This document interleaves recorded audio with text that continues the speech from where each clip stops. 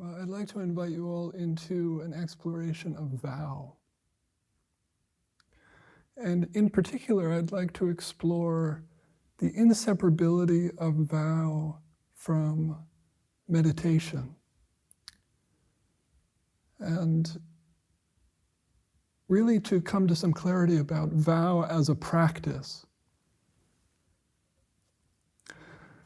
Vow is actually implicit in all of our practice, infuses all of our practice, but for the most part, we only explore it actively in very special instances.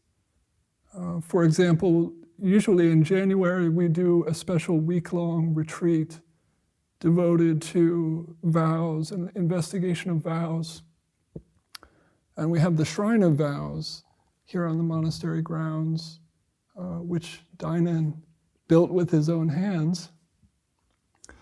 And occasionally, as a community, we make offerings at the shrine and present our vows formally.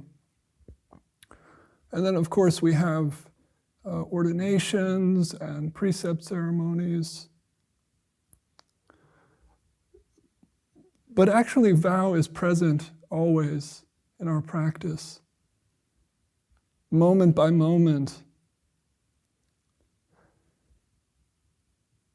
And so I think it's a really rich exploration to really look at this closely in our own meditation, in our own experience.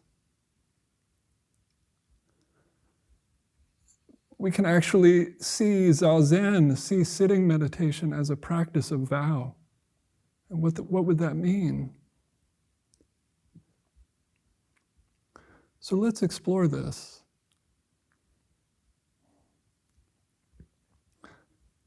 In the early Buddhist teachings, the formal teachings, vow isn't featured prominently. The traditional bodies of teaching, the Eightfold Path, the Four Noble Truths, they don't explicitly mention vow. And these are regarded as the basic teachings of Buddhism. And yet, I think vow is presupposed in all of it. And perhaps vow isn't explicitly mentioned in the Eightfold Path because it actually is included in all 8 branches of the path.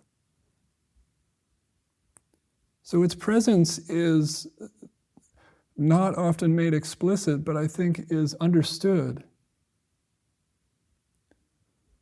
It's understood by us as practitioners, and I think also understood in the tradition.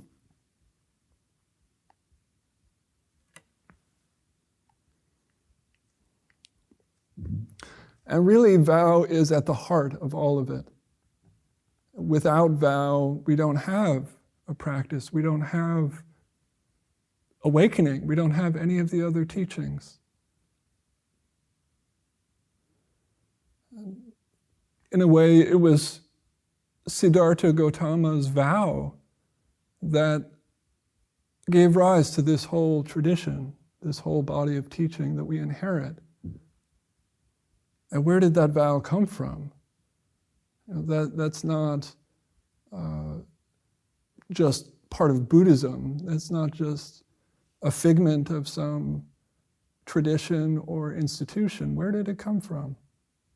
It somehow arose spontaneously in this person, and not just in him.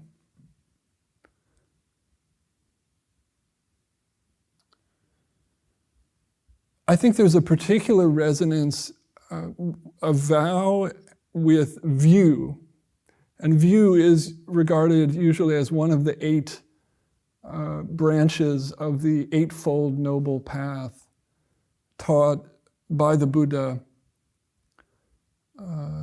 Often these 8 branches are specified in terms of what's right. So right view, right thinking, right action, and so forth. But it occurred to me that perhaps a Mahayana take on that, The Mahayana being the great vehicle, the inclusive bodhisattva path, might redefine those branches as great view, great thinking, great action, and so forth, great livelihood. Meaning it's the form of action, the form of livelihood, and so forth that accords with the totality, that accords with the largest view of reality, and that harmonizes with reality as a whole.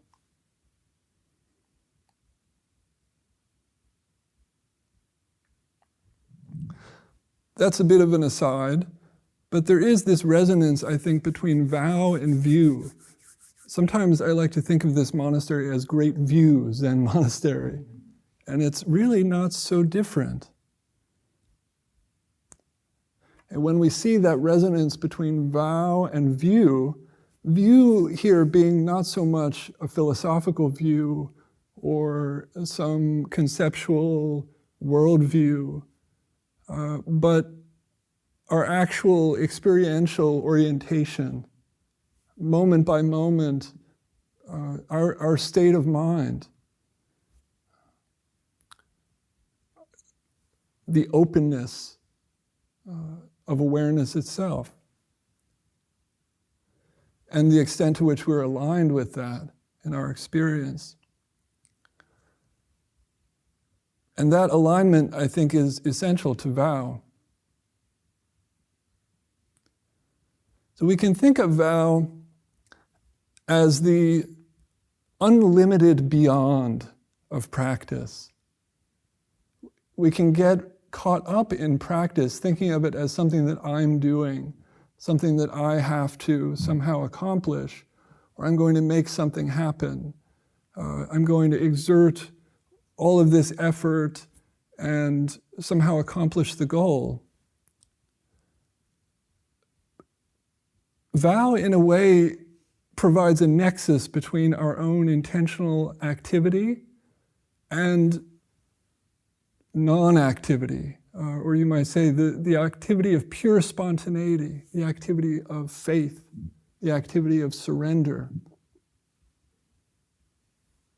We bring our intention, we bring our purpose, and at the same time, we have to surrender into something that is beyond our own personal capacity, even, beyond our own personal understanding,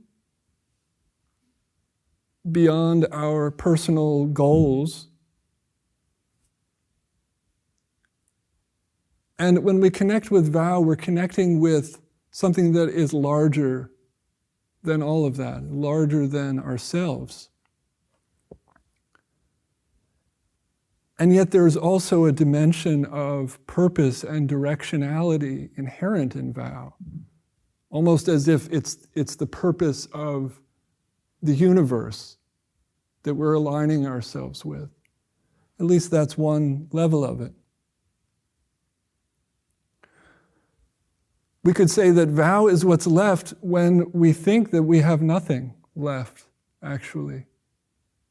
And maybe even when we think we've given up, or we think we've failed, or when we just don't know what to do, or we think we can't do it. Vow is still there.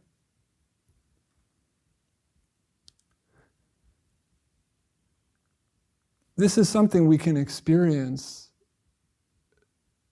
with different degrees of intensity, different degrees of depth. It can be in the midst of a profound crisis, or it can be, just in a moment of confusion, or a moment of, I was just sleeping there for the last 5 minutes. Well, what was actually going on? And I was sitting here on the meditation cushion and I seemed to be just drifting off and sleeping, but was there something deeper actually going on? Even though my conscious mind may have been just drifting, there was something deeper at work. I think we have a sense of that. I think we trust in that.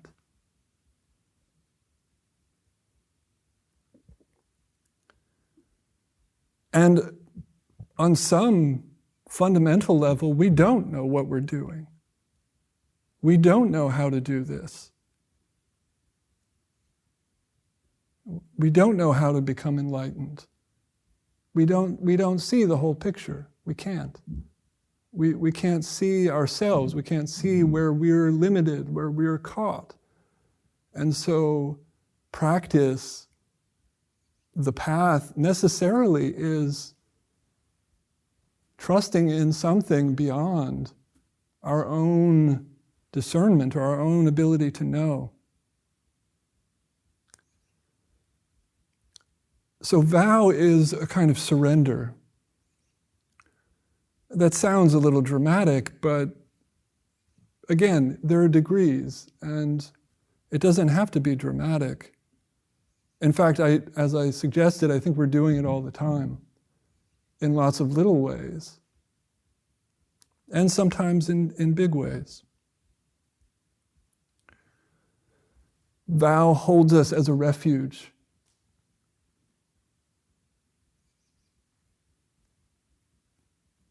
It's something to reflect on, refuge. In our conventional world, our conventional social world, our conventional worldview, do we really think of ourselves as needing a refuge?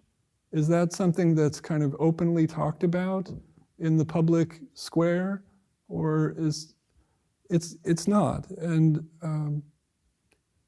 that's why we have places like this. And that's why we have these traditions of wisdom and deep compassion to help us to recognize and to acknowledge that we need a refuge.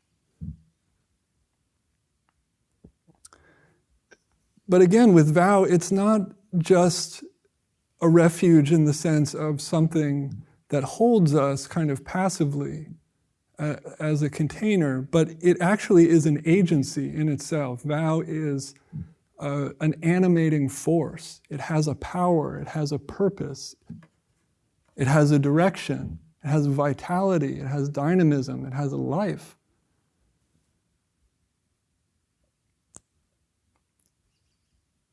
And so when we kind of plug into it, so to speak, we're energized by it.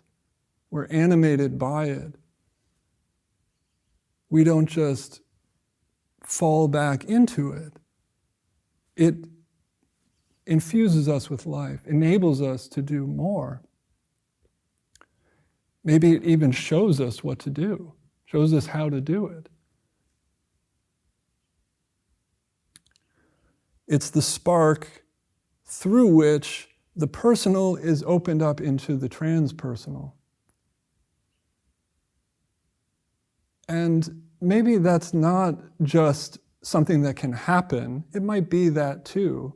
Some experience we can have or some process of transforming or transcending ourselves. But it might be actually just part of what we are, that's always with us, that actually we're not just ourselves. We're never just who we think we are conventionally, but we always have kind of a foot in both worlds of like the human world and the beyond. And vow connects us with that. It's not just beyond, and it's not just some kind of human intentionality. It is a kind of intermediary between those two realms. And it keeps us fused with both of those realms and aligned.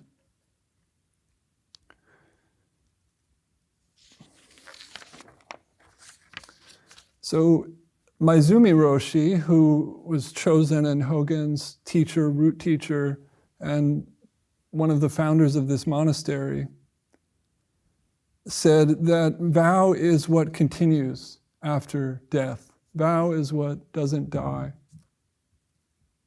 This was one of the rare public interviews that Maizumi Roshi gave. There's a video of him speaking about this.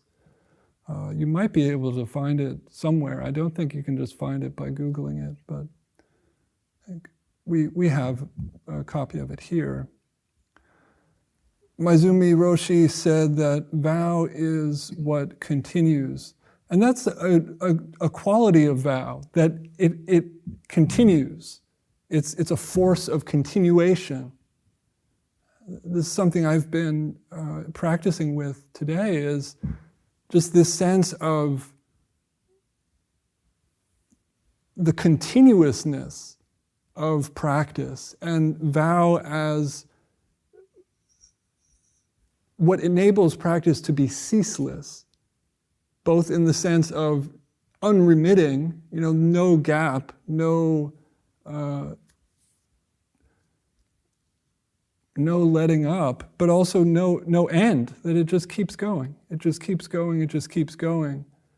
And that's a quality that we can connect with in our practice, and it's a quality of vow. And Maizumi Roshi is saying that death can't stop it. If death can't stop it, maybe it's just unstoppable. If death can't stop it, what could stop it?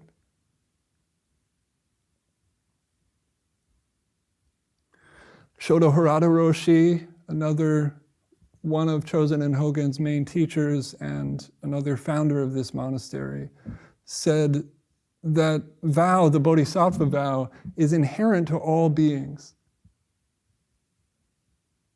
That means murderers, rapists, the worst people you could possibly imagine, and not just humans, I don't think. The Bodhisattva vow is inherent to everyone.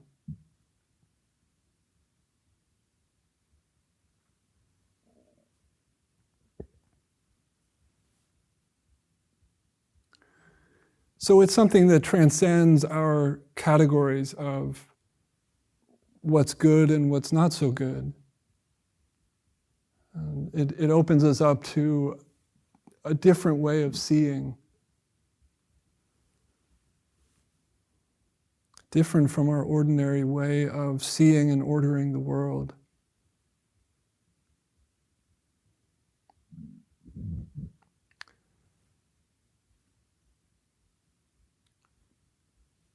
We could also think of vow as the Sambhogakaya energy. Traditionally, there are three bodies of the Buddha. This is a kind of metaphysical framework in Buddhism, a way of kind of describing the different levels of reality, that there's kind of the ordinary embodied world, the Nirmanakaya, and then there's the visionary or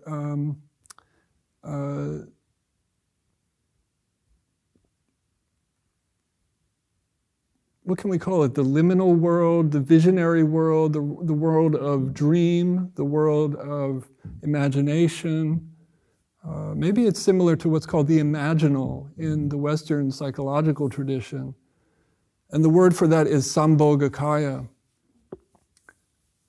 And then there's the Dharmakaya, the reality body, which is formless reality itself, the fundamental nature of mind, the mind ground.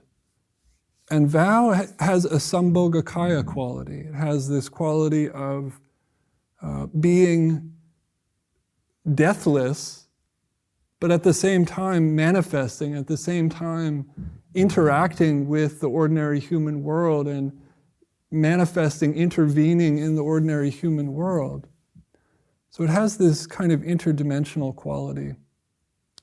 I think that also connects it to the soul energy. So there's an interesting connection there. In Buddhism, there's not a lot of talk about soul, but certainly in other traditions there is.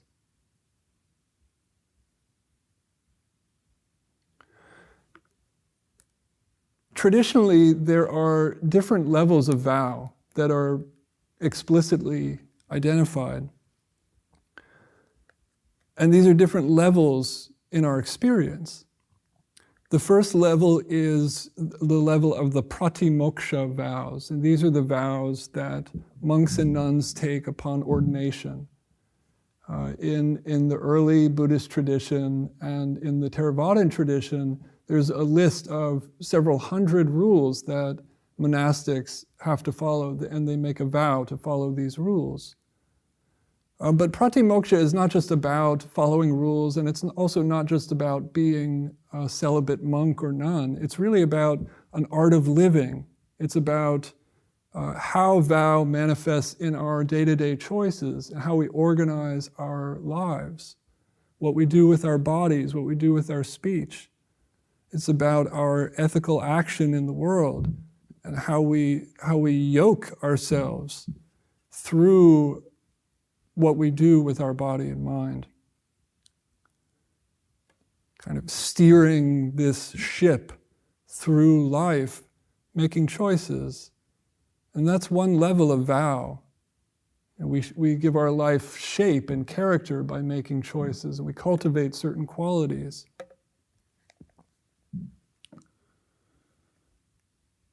Another level of vow is the level of the bodhisattva vow. And we chant the bodhisattva vow here every Sunday. We'll chant it at the end of this talk.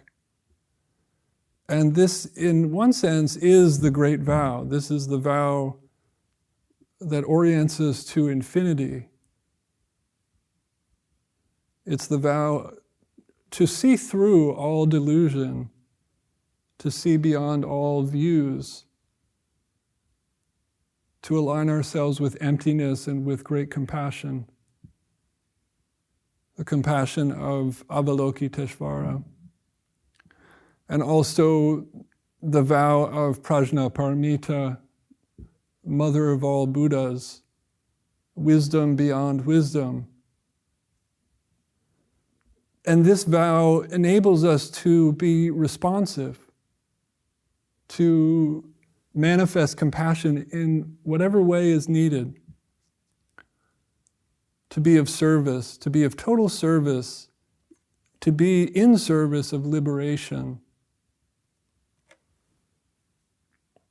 to be totally open without end.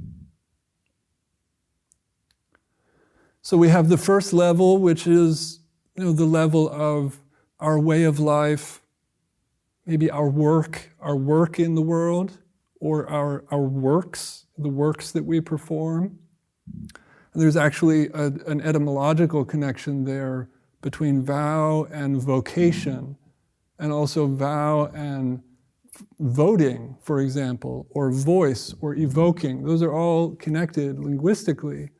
And so that's the first level of vow, what we do with our work. The second level, opening to the infinite. And the second level is not personal. And that's the level of bodhicitta, the heart of awakening. And that bodhicitta is generated mysteriously, generated by connecting with this total openness. And there are different qualities that the bodhisattva has. Traditionally, the paramitas describe a list of qualities, a list of practices that the bodhisattva engages in. So there are particular aspects of that infinite vow, but the experience is a little different. It's not so much about kind of specific choices, but connecting to the infinite. The next level of vow in the Vajrayana, the Tantric Buddhist traditions, is called the Samaya vow.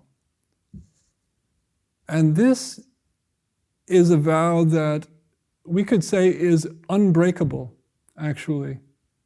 It's an inviolable vow, inescapable. In the Tibetan Buddhist tradition, it's said that this vow is actually irreversible. If you make this vow, there's no going back. And the essence of this vow is the vow to see everything as a manifestation of Buddhahood. Sometimes this is called sacred vision or pure vision. To recognize everything as Buddha, every person, every being as Buddha. And the way this is practiced is in an alchemical way, actually transforming our perception, transforming negative emotions, negative experiences in general into compassion, transforming our perception.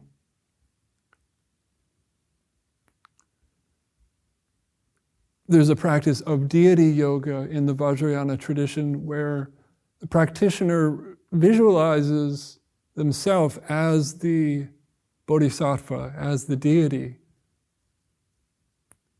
And the vow is never to lose this vision, to always be manifesting as the bodhisattva.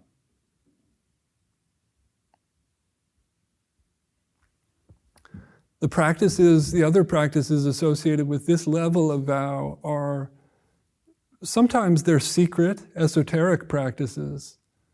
And this is partly to preserve their potency. That if we try to entertain this level of vow just with the conceptual mind, we can become confused. And maybe it can even be harmful. So there are forms of initiation and special rituals for entering into these practices at the appropriate time. And there are also rituals for sealing in the vow, for affirming it and affirming its sacredness.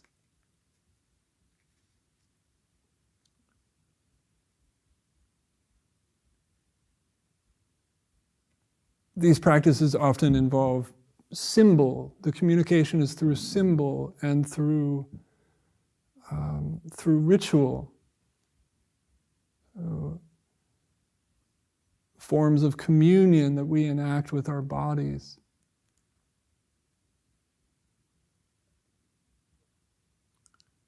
And we have this element in our practice here as part of the rituals we do. It's not in a systematic way, but I think we're all familiar with this, even just from doing our chanting service.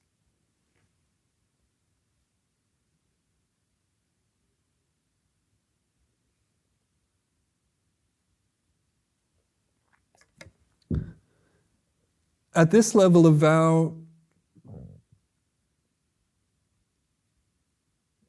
sometimes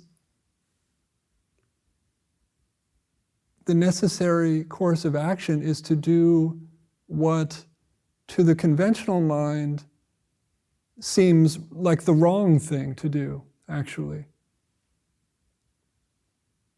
To do the thing that might seem like breaking the rule, or might seem like a violation. And this can lead to a lot of confusion and a lot of trouble, and it does sometimes, particularly in the tantric traditions, where unethical behavior is justified through precisely this kind of logic, and that's really not what it's about. It's not about anyone else's action. It's about our own practice. And it's about trusting what is beyond the ordinary conceptual mind.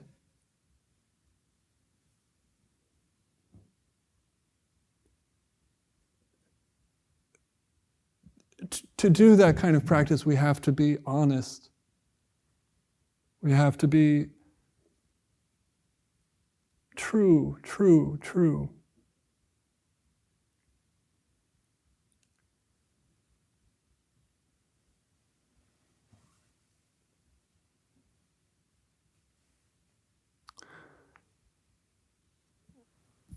The last level of vow is the level of faith mind. It's the level of the always already consummated vow.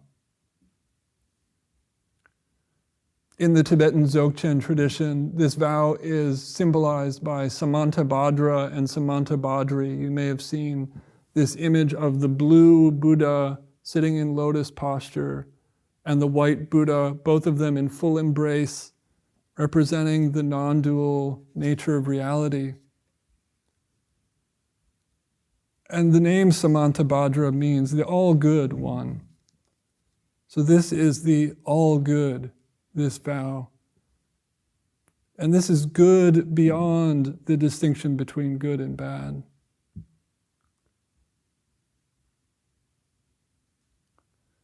In Zen, there's a koan, every day is a good day. What does that mean? What would it mean for every day to be a good day, or every moment to be a good moment?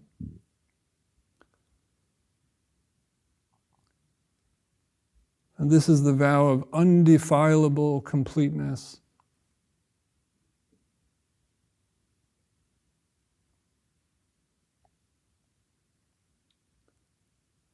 Total experience, total dissolution, total surrender.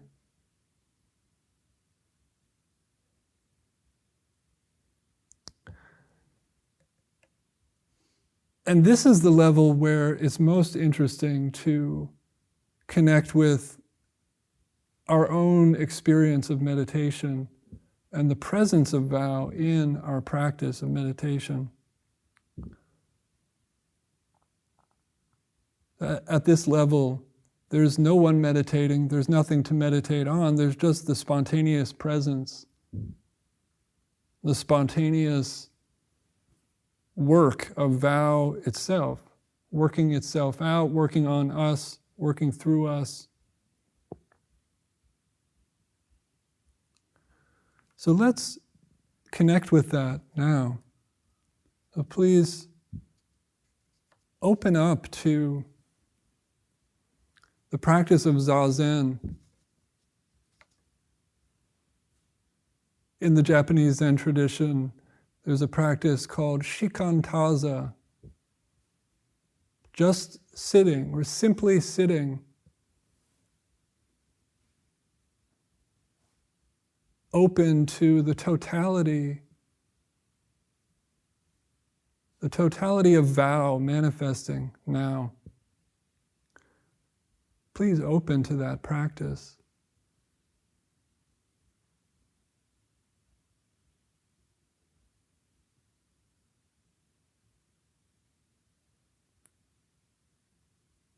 The totality of vow manifesting now.